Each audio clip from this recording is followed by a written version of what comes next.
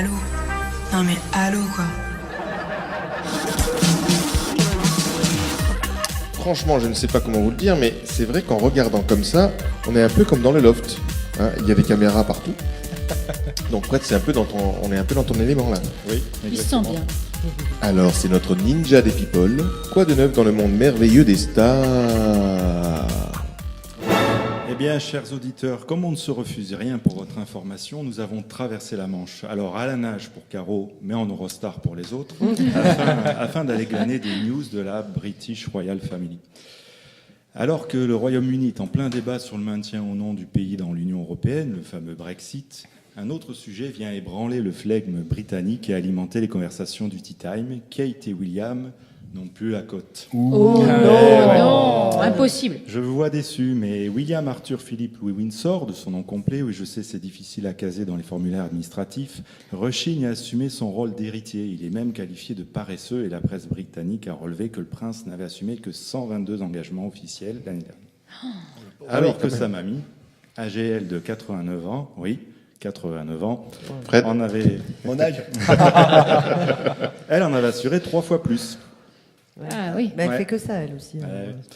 Et le navire Cambridge tangue des deux côtés. Kate Middleton n'est pas épargnée par les critiques. Alors que Sa Royale Majesté la Reine rentre de son château à Londres en train pour 76 € seulement, la Duchesse préfère le confort et la rapidité de l'hélicoptère, estimé bien sûr. lui à 3 800 C'est €. plus chic, c'est plus chic. Eh oui. Eh ouais, 3 800 €, ce qui n'est pas du goût des contribuables anglais, mais alors pas du tout Tu du goût des m'étonnes. contribuables anglais. Ah, ça y est, Fred, il commence à gagner du temps. Sa chronique, elle est trop courte. Il répète 2 fois les choses. Eh oui, Chris, effectivement. Je voyais bien vos regards interloqués ou agacés, se disant mais qu'est-ce qu'il a Fred à répéter tout 2 fois ce soir. Alors certes, j'ai peut-être vu une petite piscine, mais en tout cas, Non. non, une petite. Chez Nadra, pas du tout. Et l'autre jour, en fait, je regardais comme chaque matin une émission matinale sur France TV et j'ai remarqué que l'un des chroniqueurs répétait tout 2 fois. Je me suis dit tiens, moi qui suis novice en la matière, je pourrais essayer d'insérer cet effet dans ma chronique. Alors je ne sais pas si le chroniqueur répétait tout 2 fois parce qu'il pense que son public a le QI d'un mollusque. C'est possible. Possible, ou s'il cherchait un effet de comique de répétition. À moins tout simplement que ce soit lié à la tranche d'âge des téléspectateurs et de leurs difficultés. Je d'édition. vote pour celle-là.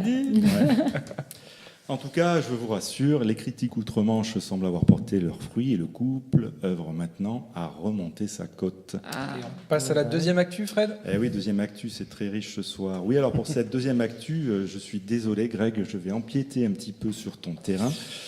Elle a eu un petit peu de fake au passage tout à l'heure, mais oui, car oui, mes amis, on peut être musicos et néanmoins avoir un peu de classe et entrer dans le monde select des people. Et si je vous dis 25, 26, 23, 22, vous pensez à quoi? Moi, ça me fait penser à Rocco. Ah oui. Eh non, John. Je vois l'idée.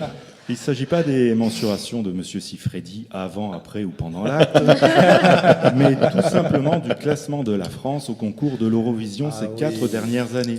Et je vous ça fait rappelle mal. qu'il y a 26 pays qui participent à la Ah, finale. d'accord, donc on est, oui, on est oui. bien classé en fait. Déjà, on va en finale. Hein. On C'est fait partie étonnant. des pays qui vont automatiquement, qui font partie automatiquement des 26. Et sinon, je ne sais pas, moi, ce qu'en pensent les passants que j'ai interviewés hier. L'Eurovision, c'est un concours de chansons ringards. Alors l'Eurovision, chaque fois j'essaie d'écouter et je trouve que les morceaux sont quand même pas super. C'est pas trop mon style de musique. On finit toujours dernier, ça me saoule, alors je regarde même plus. Ouais, donc comme vous l'avez compris, sur ce coup-là, nos amis, les passants là, du square, ne sont pas tout à fait emballés par l'Eurovision, mais en tout cas, c'est le 14 mai prochain que revient ce concours de variété immortelle. Concours qui a survécu depuis 1956 aux années PACDEF, aux paillettes disco des années 80. Et c'est Amir Haddad, avec sa chanson J'ai cherché. Alors là, c'est un bon exercice de diction, hein, sa chanson J'ai cherché, Wow. qui va défendre nos couleurs. Alors on écoute un petit extrait.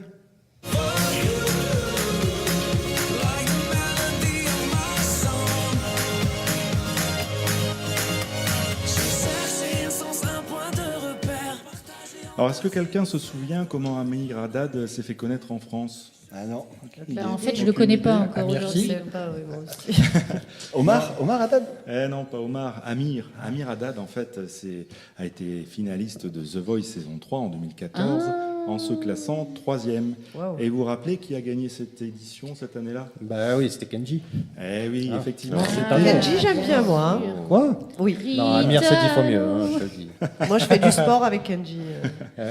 Ah, avec Kenji, Moi, tu j'en fais aime du aucun. sport, toi Kenji dans les On oreilles. voit bien Moi, je l'idée. pense que si Vraiment, tu mets rassure-nous. Amir en face de toi, tu courras vachement plus vite. Je C'est précise vrai que Bon, ça va, il est je pas n'aime mal. personne. Je n'aime personne pour les auditeurs. Hein. Tu te désolidarises de Oui, ces... oui, de tout à ces- fait. Non, effectivement. Alors, moi non plus, hein, C'est bien Kenji Girac qui avait gagné cette édition. J'ai bien dit Kenji Girac. Et là, je répète encore 2 fois l'info. Mais cette fois-ci, c'est pas pour me la péter façon Julien Lepers, ni pour obtenir un effet journalistique quelconque. Je répète simplement le nom de Kenji Girac pour toi, Manadra. Ah. Et oui, car je sais que le simple fait d'énoncer son nom te fait frétiller simultanément des 2 tétons. Ah, carrément. Les deux, je confirme. Ah, bah, les Je deux. confirme. Eh bien. Les deux. Je pointe. Et pour finir, Fred, une 3e Actu People. Et oui, je vais clore avec une info people digne de ce nom, un sujet spécialement pour vous, mesdames, et Ah. puis peut-être pour quelques messieurs. Nadra, sais-tu quel est le point commun entre Zinedine Zidane lors d'un entraînement et Christophe Lambert lors de la remise des Césars? Non, pas du tout, monsieur Pas du Fred. Un grand blanc, peut-être. Leur diction. Un coup de boule. Coupe de cheveux. Un coup de boule. Comme vous l'avez peut-être vu sur des photos qui circulent sur la toile, Zizou et notre Highlander national semblaient être contents, mais alors très très très contents, et ils ont exprimé leur joie au niveau de leur entrejambe, laissant apparaître, C'est au intéressant. dire sympa. de ces dames, d'intéressantes mensurations. Ah, d'accord. Alors je ne sais pas si Zinedine avait oublié une lampe torche dans la poche de ses roulettes, C'était sans flingue.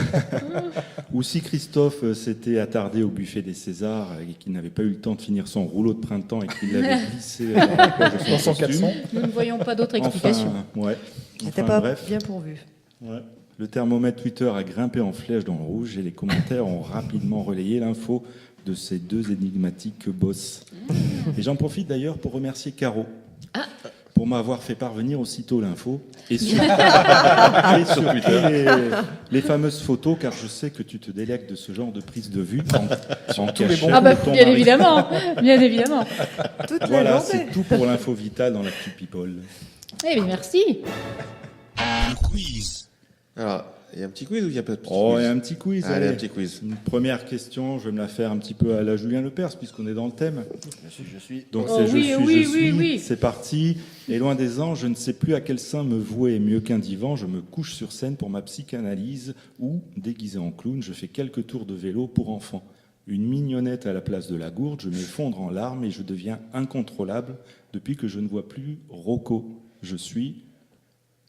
Alors là, C'est de haut niveau. Clara Morgan ou quelque chose comme ça. qui ne voit plus Non, Rocco, c'est la...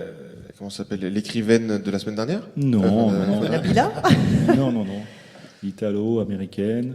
Italo-américaine. italo-américaine, bah, Sofia Vergara? Non. Non, bah, elle Non. est. Ouais, Italo-américaine, non. Un italo-américaine. indice? Un petit indice, allez. Madonna, quel déboire, racontez-moi, je suis pas au courant. J'ai vu un article vite fait comme quoi elle était ivre sur scène et qu'elle a pleuré. Après, je m'y attarde pas, je sais pas trop pourquoi. La dernière fois que j'ai entendu parler d'elle, elle mettait une jambe pour faire des signatures, mais depuis, j'avoue que je n'ai pas suivi. Eh oui, depuis plus de 2 mois, elle tente de récupérer officiellement la garde de son fils, Rocco. Pas le même Rocco que tout à l'heure. Âgé de 15 ans et qui a décidé de vivre chez son père. Et donc, D'abord. Donc on a le temps pour une deuxième c'était la question Madone. ou pas Allez, une deuxième Attends, question. Alexandre, tu as été fort là pour nous Voilà. dévier de Ah, de bah, la c'est bonne nous, réponse. nous, question Ah ouais, là. people, on est Ouais, en nous, tu dessous. dis hein. Rocco, tu dis Rocco. Hein. Le divan dans la psychanalyse là. Alors, autre question. Ray Tomlinson nous a quitté le 5 mars dernier. Peut-être que ça va évoquer des trucs à John et à Chris. À l'âge de 14 ans. Mais qu'a inventé ce monsieur Tomlinson? Je l'ai lu. Je crois que je l'ai lu. Alors là, Je ne saurais vous dire. C'est Ah, pas un non, réalisateur? regarde pas mes Ah non, fiches. non, c'est un mec sur Internet. C'est celui qui a On inventé chauffe. l'email. Le mail, Ouais, ouais, l'email. effectivement.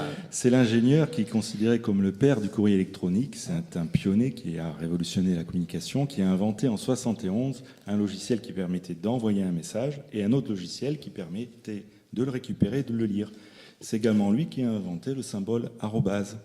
Et malgré les 205 milliards d'emails échangés en 2015, eh ben, ce brave homme n'a jamais fait fortune avec son invention. c'est Comme, incroyable. Donc je comme tenais toutes à les grandes souligner, inventions. voilà. Bravo, bravo, bravo, bravo. Bravo, Eh bien, Fred. merci. Merci beaucoup.